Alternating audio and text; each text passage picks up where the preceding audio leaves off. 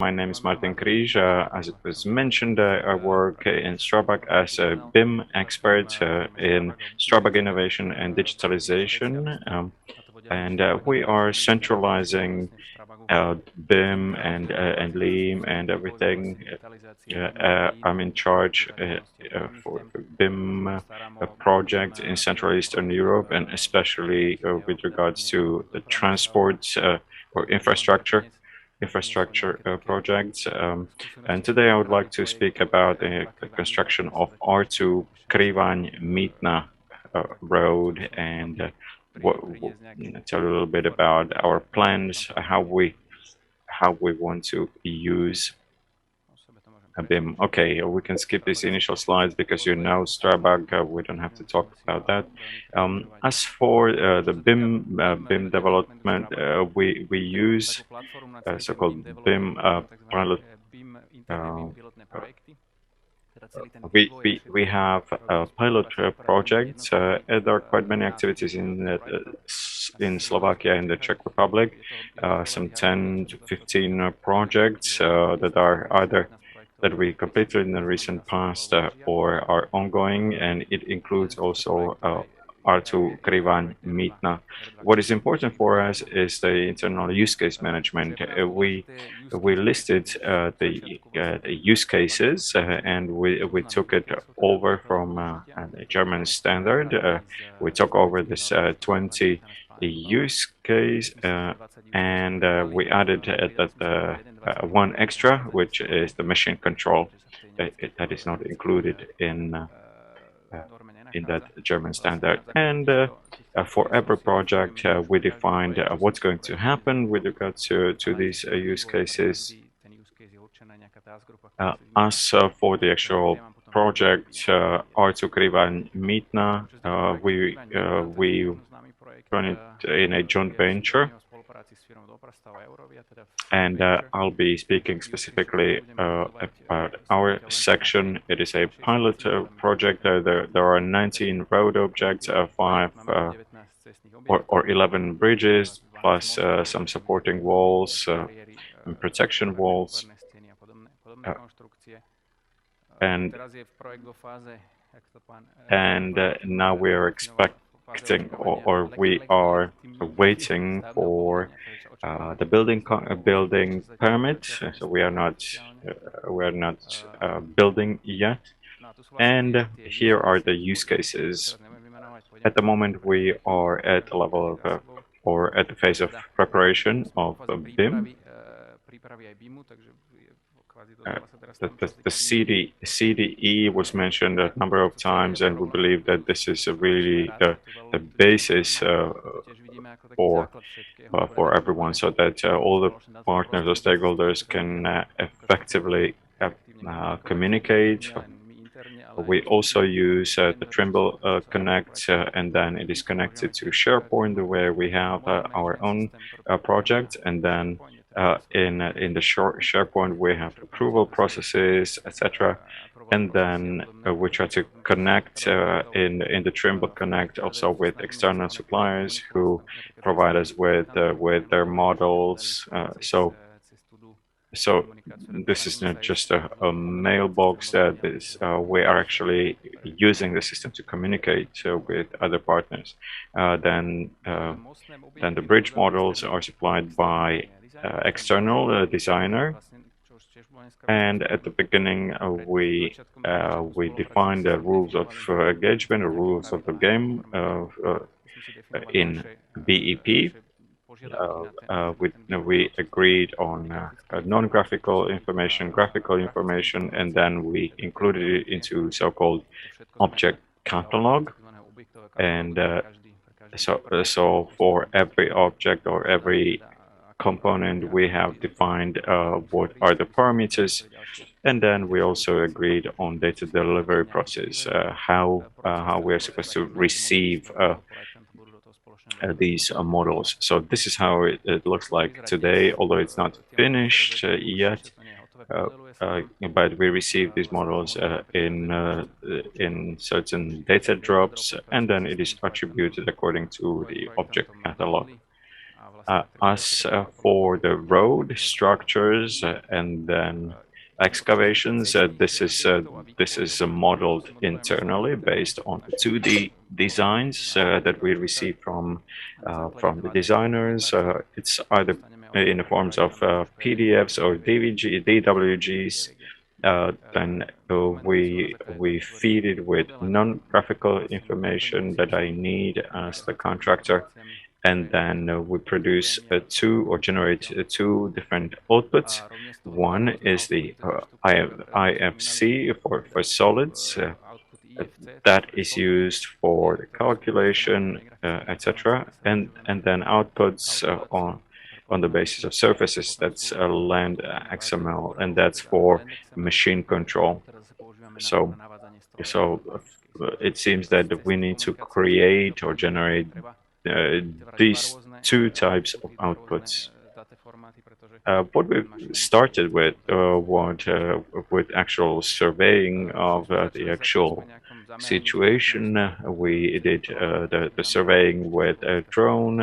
We produced these ortho photos, and then the modeling is based on that. This is visualization of the production facility. Then we also visualized how the bridge is going to be built, and then we visualized various components for the worksite optimization and location individual parts. There are road structures, bridge structures, and others, and it needs to be brought into a single coordination model. So we have various tools for that. We bring inputs from various softwares, and through conversion rules, we create unified models that we can use in that coordination software. We also use various drawing rules. For example, we can assign colors to different parts of the structure based on some attributes. Then a similar tool is used for the quality check models, where we identified that, let's say, an attribute is missing. Then it is depicted in color, and then it is communicated to the designer, and the designer corrects it if necessary. And this process works quite well.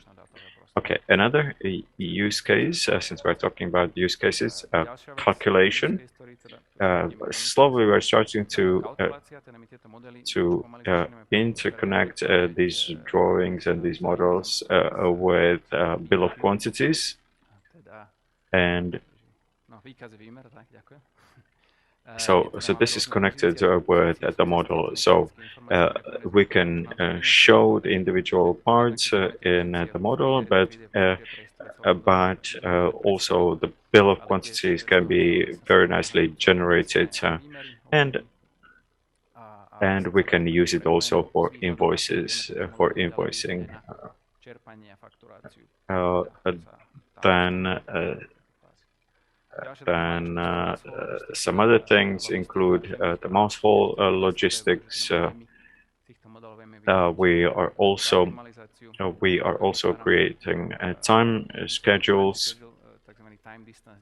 On the right-hand side, we have the time, and inside are various activities that are interconnected with the model through volumes. This is another thing that was mentioned by my colleague from YIT. This is tag planning, so that the construction is actually separated to these color-coded sections.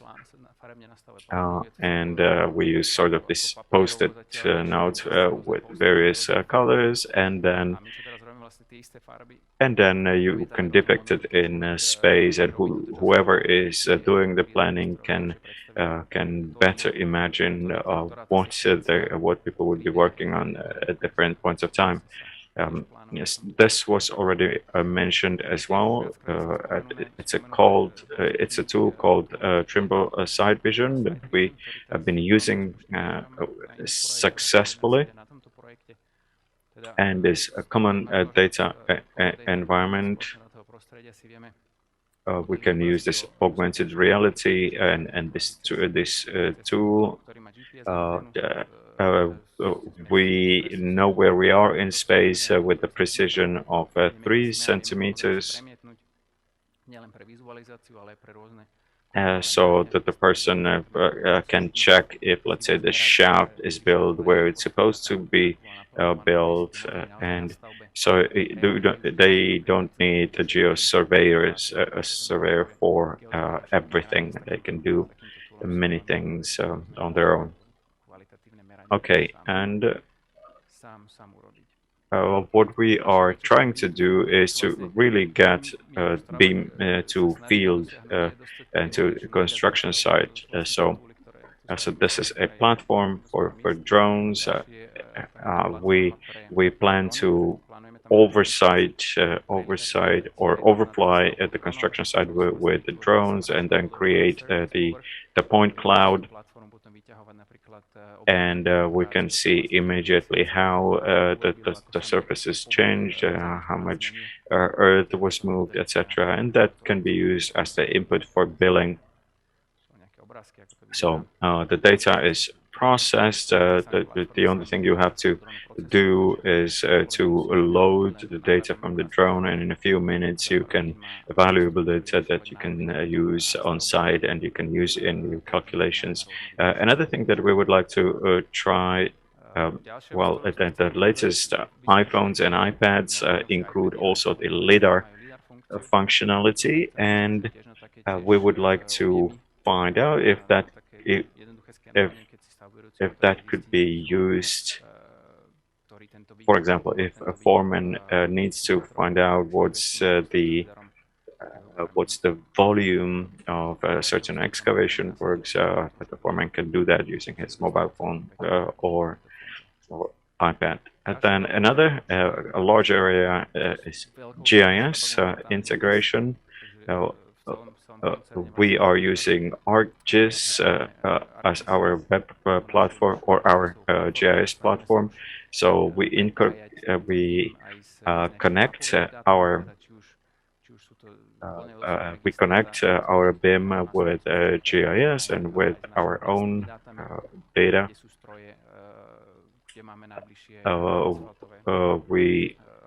We can also combine it with orthophotos from UAVs or from drones, and we also want to interconnect it with BIM, so-called geo-BIM, how to geolocate at models through this single GIS environment. Then another thing that we're trying more and more, and we want to fit the machines with these 3D machine control, and then the machines can be much more precise, and they are able to create the model in space. And we know that the machine is online all the time, and we get also the data from the machine, what it was doing and when, and we can also generate a 3D surface, something that it was built over time. So we can use this, for example, not so much for billing, but let's say for finding out what a specific machine was doing in the past 2 months. And then this is comics of so-called the windmill build, like how the structure should look like in 2030. Which is around the corner, basically. Many processes will be digitalized by then. Many processes will be autonomous or semi-autonomous. The people will not disappear from the structures. There are small ones, but they're still there. So maybe the foreman would not be running up and down around the construction site, but they would be more like data managers and controlled remotely. So that's an outlook for the future. And this is our robot, our dog Spot.